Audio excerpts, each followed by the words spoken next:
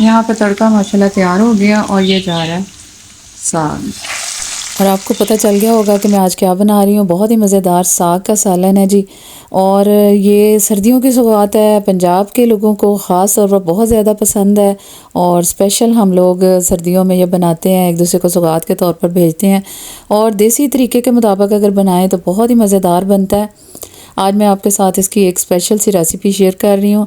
ये देखें, मकई की रोटी मैंने साथ बनाई है और किसी दिन मैं मकई की रोटी की रेसिपी भी आपके साथ शेयर करूँगी। बहुत ही ज़बरदस्त इंशाअल्लाह ताला बनने वाला है और आप लोग ज़रूर ट्राई कीजिएगा और रेसिपी को एंड तक देखें, मेरे साथ रहें। आप सबका बेहद शुक्रिया। बिस्मिल्लाहिर्रहमानिर्रहीम, अस्सलाम वालेकुम। कैसे हैं जी आप सब? आई होप सब ठीक ठाक होंगे, खुश होंगे। बहुत सी दुआओं के साथ स्टार्ट करते हैं। यहाँ पर मैंने ले लिया है जी साग की 3 अदद गठियाँ। ये देसी गंदल का साग है। हमारे इधर यहाँ हमारे इलाके में कहा जाता है गंदल। तो आपके इलाके में क्या कहते हैं या आप मुझे कमेंट्स के ज़रिए ज़रूर बताएं।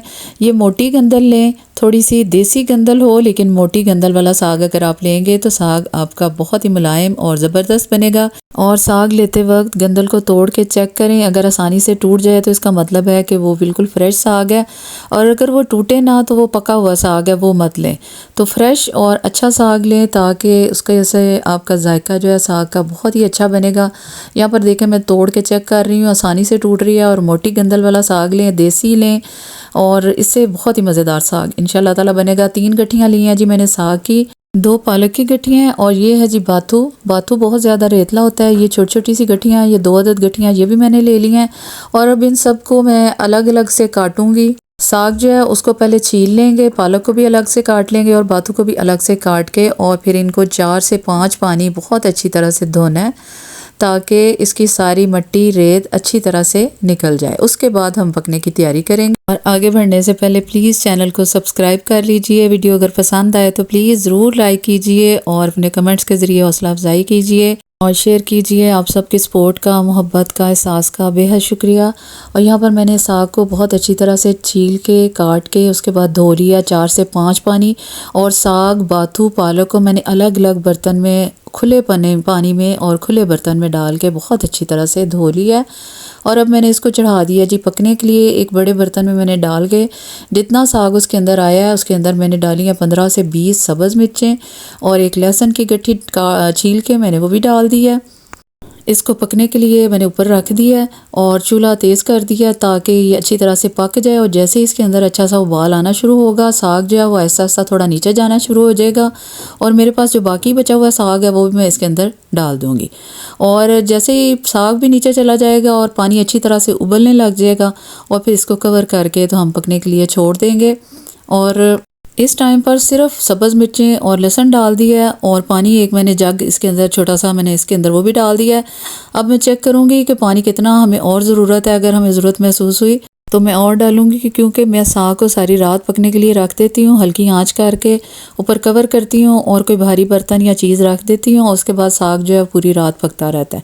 पहले हमारी माओं के टाइम पे भी जब वो पकाती थी तो बहुत देर तक साग 5, 6, 7 घंटे पकाती थी और पक पक के उसका रंग पीला हो जाता था और वो इतना अच्छा और इतना मज़ेदार जायके वाला बनता था। तो बस मैं भी वैसे ही बनाती हूँ। सारी रात ये पकता रहता है और सुबह ज़बरदस्त पीले रंग का ये साग तैयार होता है। आराम से इसको घोटें और बनाएं। और ये मज़ेदार बनाने के लिए डिपेंड करता है कि हम इसको किस तरह से बना रहे हैं। जो भी चीज़ हम पका रहे हैं उसको उसके पकाने के तरीके के मुताबिक बनाएं तो फिर ही उसका जायका जो है ज़बरदस्त बनता है। तो साग जितना अच्छा पकेगा उतना ही माशाल्लाह से उसका जायका बढ़ के आएगा। साग उबलने लग गया बहुत ही अच्छी तरह से। इस टाइम रात के 2 बज रहे हैं और मैं साग बनने के लिए रख रही हूँ ताकि ये सुबह तक बहुत ही अच्छा सा तैयार हो जाए। और बहुत अच्छी तरह से उबलने लग गया। थोड़ा सा ये नीचे भी चला गया है। मैं थोड़ा थोड़ा साग जो बाकी रह गया वो इसके अंदर डालती जाऊँगी और इसके बाद इसको कवर करके मैं पकने के लिए छोड़ दूँगी। और यहाँ पर मैं अपने लिए साथ में बना रही हूँ जी सब्ज़ चाय, वो भी इसके साथ मैं एंजॉय करूँगी। साग बहुत अच्छी तरह से उबलने लग गया है और इसके अंदर मैंने थोड़ा सा पानी और शामिल कर दिया ताकि ये जल ना जाए। और इसके ऊपर मैंने कवर करके तो एक देखें ये भारी जो चीज़ है दौरी ये इसके ऊपर रख दिया ताकि ये सुबह तक आराम से पकता रहे, इसके अंदर से भाप फालतू ना निकले। और ये हो गया जी सुबह का टाइम। मैंने साग को ठंडा कर लिया और देखें इसका कलर माशाल्लाह से कितना खूबसूरत आया है, बहुत ही ज़बरदस्त। इंशाअल्लाह ताला इस तरीके से साग बनता है।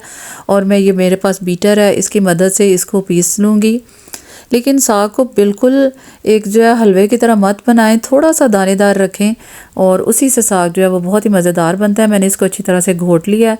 कलर देखें और जायका और खुशबू तो इतनी मज़े की आ रही है कि साग जो है आज तो बहुत ही शानदार माशाल्लाह से बनने वाला है। आप लोग भी ज़रूर ट्राई करें इस तरीके से इस रेसिपी को, और प्लीज़ रेसिपी को एंड तक देखा कीजिए। अब सबका बेहद शुक्रिया। ज़बरदस्ती लुक आ गई है। अब मैं साग को इस टाइम पर मैंने दोबारा से चूल्हे पर रख दिया है। अब इसके अंदर नमक मिर्च मसाले थोड़े से मैं ऐड करूँगी। नमक डाल दिया है हस्बे ज़रूरत। आप अपनी जितनी आपके पास साग की मिकदार है उसके हिसाब से आप लोग अपनी नमक मिर्च का अंदाज़ा कर लें। कश्मीरी लाल मिर्च मैंने डाल दिया। वैसे मैं मिर्च सुर्ख जो है इसके अंदर इस्तेमाल नहीं करती। आज मेरे पास सब्ज़ मिर्चें कम है तो मैं सुर्ख मिर्च थोड़ी सी शामिल कर रही हूँ। आधा चम्मच मैंने हल्दी का डाल दिया है, टेबल स्पून, और इसको अच्छी तरह से मिक्स करके अब बस पकने के लिए रखेंगे और दरमियान में बस चम्मच को चलाते रहेंगे ताकि साग जो है वो नीचे ना लग जाए। इस टाइम पे थोड़ी एहतियात की ज़रूरत है। हिलाते वक्त आप एहतियात से इसको चम्मच चलाएं ताकि आपके ऊपर छींटे ना पड़े। बहुत ज़्यादा गर्म हो जाता है और छींटे फिर इसके उड़ते हैं। यहाँ पर देखें माशाल्लाह पकने के बाद साग जो ज़बरदस्त तैयार हो गया है और मैंने कुछ साग उसके अंदर से निकाल लिया है। उसको स्टोर करूँगी, फ्रीज़ कर दूँगी और जितनी इस टाइम मुझे ज़रूरत है वो मैंने एक अलग बर्तन में निकाल लिया है। ये देखें इसकी कंसिस्टेंसी कितनी शानदार है माशाल्लाह से। कलर बहुत ही ज़बरदस्त है और खुशबू इतनी शानदार आ रही है। सभी खाने को बेकरार हैं कि कैसे तड़का लगे और हम जल्दी से खाएं। यहाँ पर मैंने थोड़ा सा इसके अंदर मकई का आटा शामिल किया है। इसके साथ साग मीठा भी हो जाएगा और मज़ीद मुलायम और चिकना एक जैसा साग आपको गाढ़ा ज़बरदस्त मिलेगा। और अगर आप लोग चाहें तो इसके अंदर डाल सकते हैं। मैंने थोड़ा सा इसके अंदर डाला है और इसको अच्छी तरह से मिक्स कर लिया है। बस अब तड़के की बारी आ गई है। अदरक और लहसुन का तड़का लगाऊंगी। थोड़ा सा मैंने इसके अंदर ऑलिव ऑयल डाला है और इसके साथ मक्खन डालूंगी। आप लोग भी देसी घी है तो उसका तड़का लगाएं, बहुत ही शानदार बनेगा। लेकिन ऑलिव ऑयल के साथ भी अगर आप चेक करें तो आपको अंदाज़ा होगा कि इसके साथ भी बहुत ही मज़ेदार बनता है। अगर आपके पास अच्छा खालिस ऑलिव ऑयल है तो ज़रूर इस्तेमाल करें। मैं तो बच्चों को रोटी के ऊपर भी वो लगा के देती हूँ देसी घी की जगह सर्दियों में, और बहुत ही इससे साथ फ़ायदा होता है माशाल्लाह से। और यहाँ पर देखें तड़का जो हमारा वो कलर ऐसा ऐसा चेंज कर रहा है। बहुत ही अच्छा सा कलर आ गया हमारे तड़के का। मैं इसके अंदर डाल दूंगी सब्ज़ मिर्चें और इनको अच्छी तरह से मैं भून लूँगी। इसके साथ बहुत ही जायका इसका बनता है। आप लोग जिनको पसंद है खाली अदरक का वो अदरक का लगा सकते हैं, खाली लहसुन का पसंद है तो खाली लहसुन का लगा सकते हैं। और यहाँ पर मैंने थोड़ा सा मक्खन भी डाल दिया है और ये सारी चीज़ें जो है अच्छी तरह से बस ये हमारा तड़का जो है इनसे तैयार हो गया। ज़बरदस्त ही खुशबू आ रही है, बहुत ही शानदार माशाल्लाह से। और ये देखें मैं लगा रही हूँ तड़का साग को। ये देखें कितना खूबसूरत लग रहा है, खाने में भी बहुत ही मज़ेदार बना था माशाल्लाह से। आप लोग इस तरीक़ों को, इस रेसिपी को फॉलो करते हुए बनाएं और एंजॉय करें। सर्दी में साग के मज़े, साथ में मकई की रोटी बनाएं और सुबह नाश्ते में खाएं तो ये ज़्यादा बेहतर है। सुबह के टाइम खाने से ये होता है कि ये हैवी खाना है तो सुबह सुबह खाएं, सारा दिन जो है आसानी से ये हज़म हो जाएगा और बिल्कुल भी तंग नहीं करेगा।